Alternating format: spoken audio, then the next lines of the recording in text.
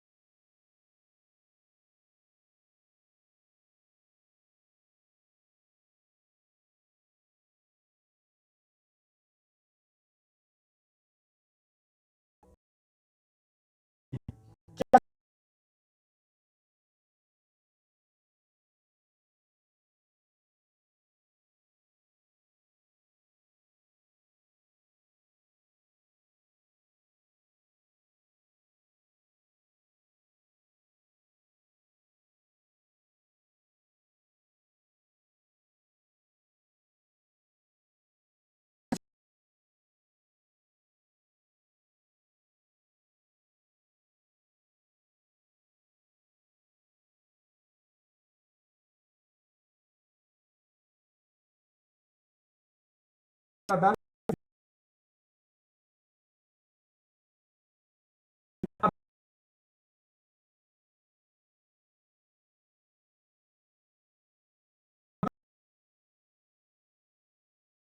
ali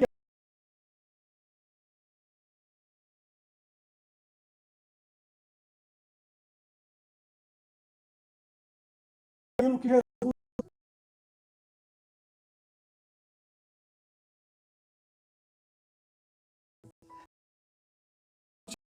pela fé temos para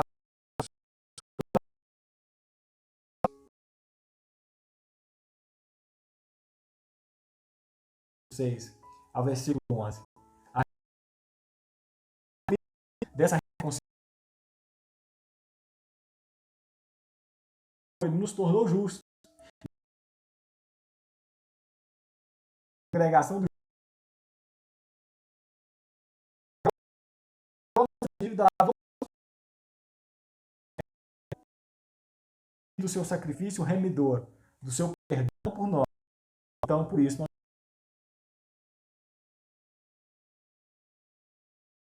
comunhão é o efeito do sacrifício de Jesus. E o que isso opera em nós? Porque aqui também, Pedro, versículo de acertado, 17,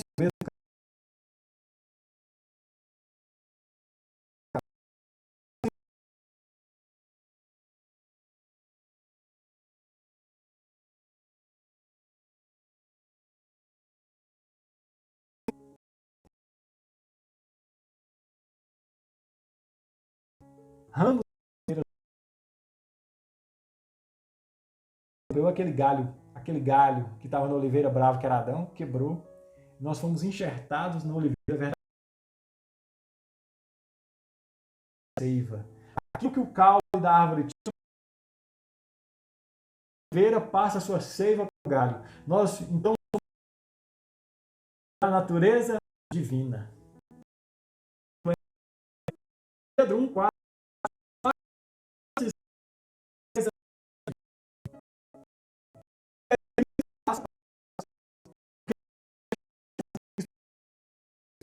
Tirados de Adão e colocados em Cristo. Isso aqui é um novo nascimento, meu irmão.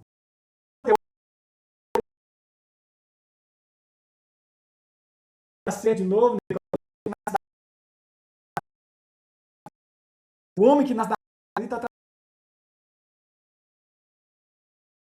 é terreno. Aquele que é filho de Deus. Geração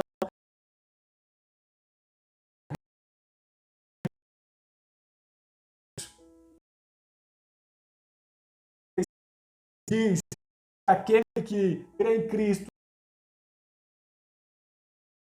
aquele que não crê, a ira de Deus ainda permanece sobre ele. Este é o estado do homem sem Deus. A ira de Deus permanece sobre ele. Ainda que ele seja uma pessoa bacana, seja uma pessoa boa, que saiba fazer o bem.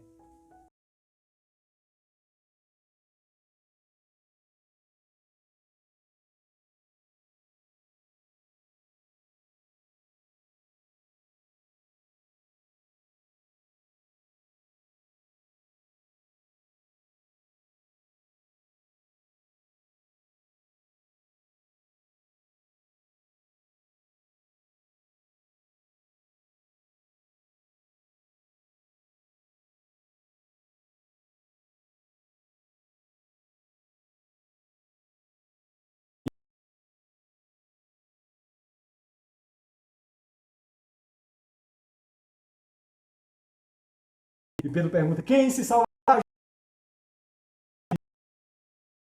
O homem pode tentar, o meu livre-arbítrio, eu vou escolher. Porque uma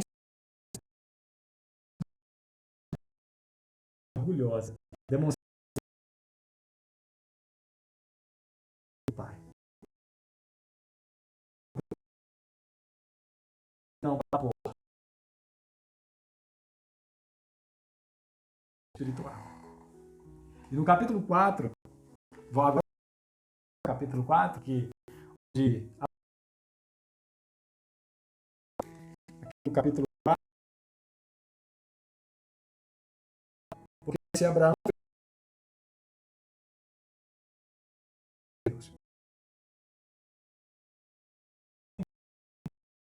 foi imputado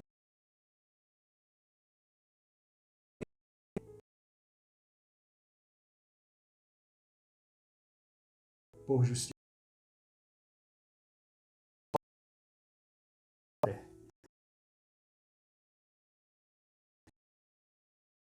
Pela tornar-se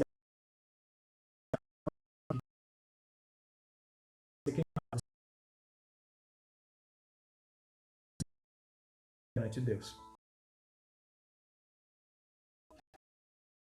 Na oliveira dava.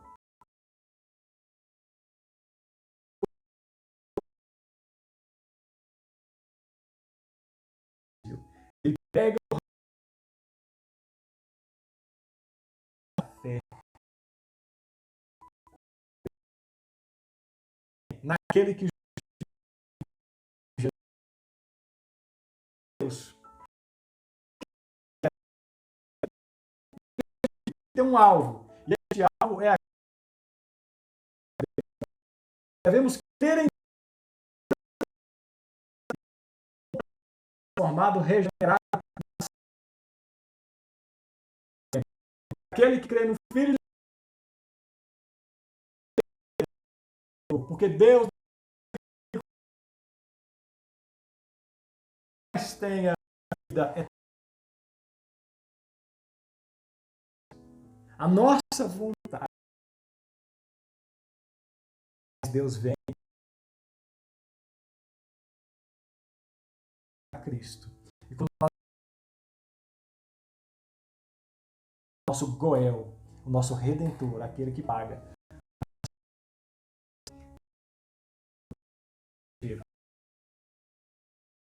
porque nós éramos escravos. O próprio Cristo em João capítulo 8. Então nós tínhamos nascido em cativeiro e o maior exemplo é Abraão por justiça. E Davi também, ele cita mesmo cujas maldades são perdoadas e cujos pecados são cobertos. O homem é quem o Senhor ama. Por meio do sacrifício, Deus luta pecado ao lado do homem é coberto, lavado e remido pelo sangue do sacrifício.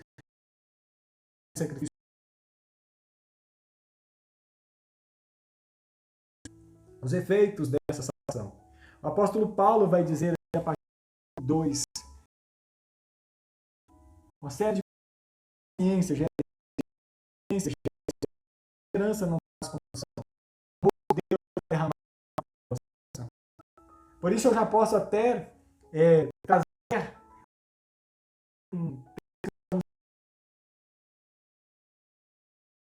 Cristo não é condenado.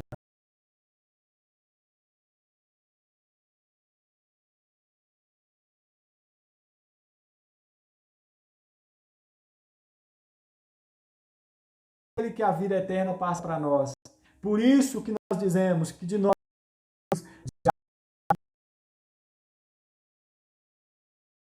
lá e fruto. E ele continua completamente nada podereis. Então, todo o efeito dessa comunhão com Cristo, você consegue viver a vida cristã longe de Cristo.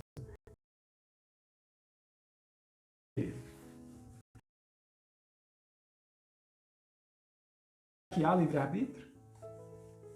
Livre-arbítrio não há. Porque a vontade do ser humano era escrava. Existe a livre agência. O agente é livre. Deus não ia pegar o agente pelo pescoço e falar, olha Cristo aí. Deus não ia fazer isso com o agente, com a pessoa. Mas a vontade dele está escrava na mão do diabo. Satanás não ia pegar você pelo pescoço, fazer você. Mas ele tem a sua vontade debaixo do domínio dele. Por isso que o mundo é concupiscência dos olhos, é concupiscência da carne, é soberba da vida. Porque a nossa vontade é escrava. E tudo que há no mundo, a nossa vontade escrava do pecado vai desejar. Mas aí Jesus vem para libertar nossa vontade. E hoje nós não desejamos mais aquilo que o mundo tem. Porque os nossos desejos hoje são os desejos que Cristo tem. Porque aquilo que tem no caule da oliveira passa para aquilo que está no galho.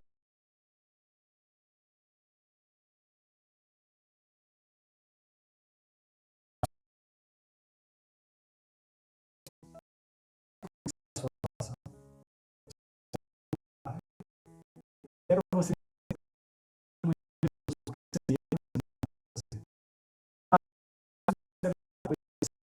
nada. Arbítrio é escravo.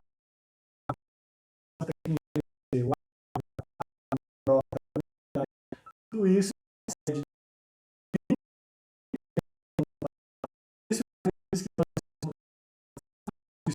nós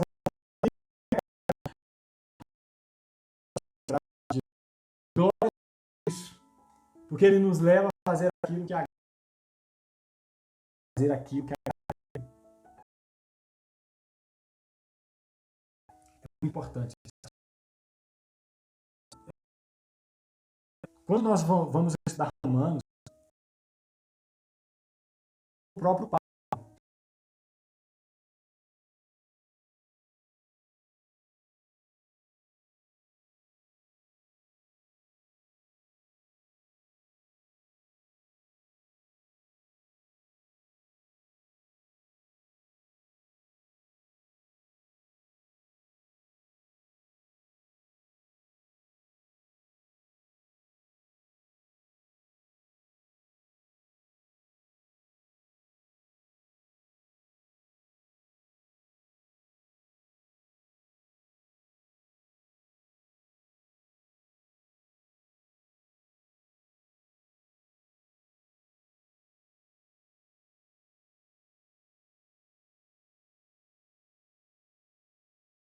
dizer todos os indivíduos,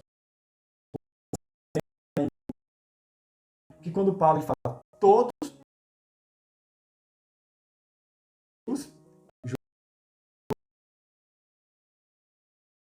todo João com a linguagem do próprio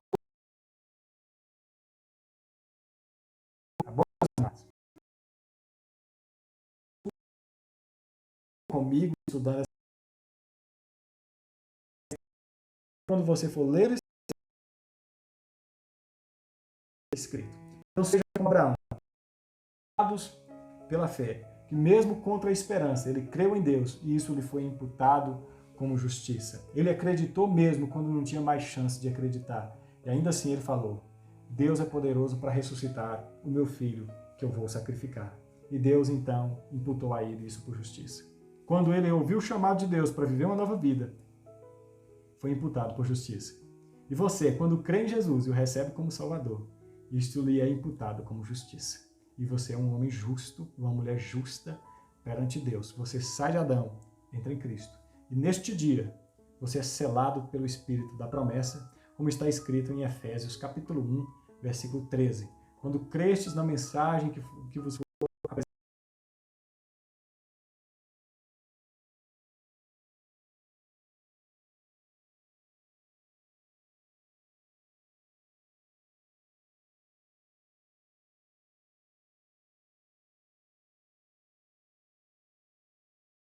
Espírito Santo, o novo nascimento. E é isso que nós vamos estudar na próxima semana, quando nós formos estudar o capítulo 6 de Romanos. Os efeitos do pecado e os efeitos da justificação de Cristo, tratado no capítulo 6 de Romanos. Mas no capítulo 5 aqui já deu para você entender um pouco sobre esse assunto, não é mesmo?